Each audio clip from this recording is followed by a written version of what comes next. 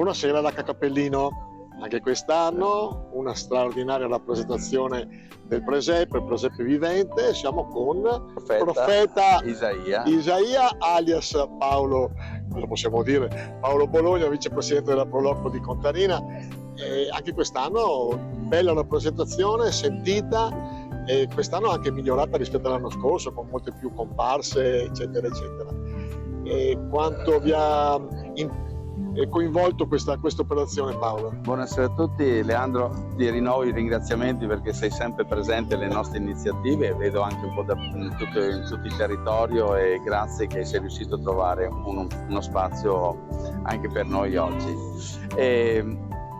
Tutto il lavoro ci ha impiegato circa un mese, perché avevamo già delle coreografie pronte dall'anno scorso, che l'anno scorso abbiamo lavorato 3 mesi per preparare la prima edizione.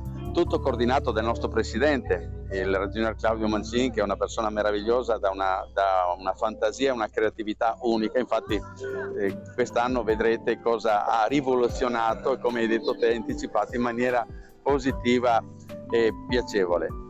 E ringrazio tutti i volontari e le signore che hanno collaborato. Non voglio dimenticare nessuno, dico in generale tutti, perché sono veramente persone straordinarie che, sebbene che tutti lavorano, riescono a trovare lo spazio per venire a fare del volontariato e creare queste iniziative da ripristinare i valori fondamentali.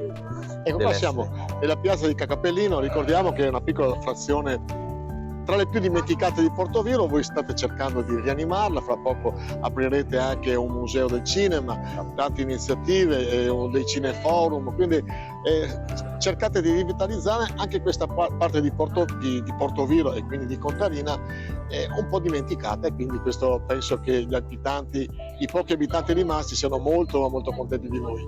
Esatto, Leandro, infatti tutte le iniziative vengono racchiuse in un grande progetto, che sarebbe un progetto a livello europeo di valorizzare i borghi.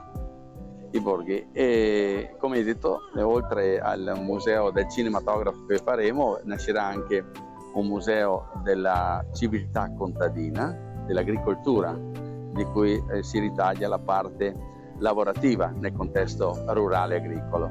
E poi dopo varie iniziative che, come hai visto anche quest'anno, abbiamo avuto il moto incontro, abbiamo avuto varie realtà, quelle tradizionali, giornata del ringraziamento, hai visto la giornata della castagnata che l'abbiamo assemblata, un momento conviviale serale, e tante altre iniziative. E non dimentichiamo di ringraziare sempre, come è doveroso, il nostro parroco Don Alfonso Boscolo, che assieme alla diocesi, se noi facciamo queste iniziative che ci creano gioia, crescimento e ricchezza interiore, e grazie a loro che ci hanno dato fiducia, ci hanno messo a disposizione i locali in maniera gratuita, e stiamo con il nostro volontariato a fare iniziative da coinvolgere la gente, chi ha piacere di rivivere i momenti della nostra storia, della nostra civiltà locale.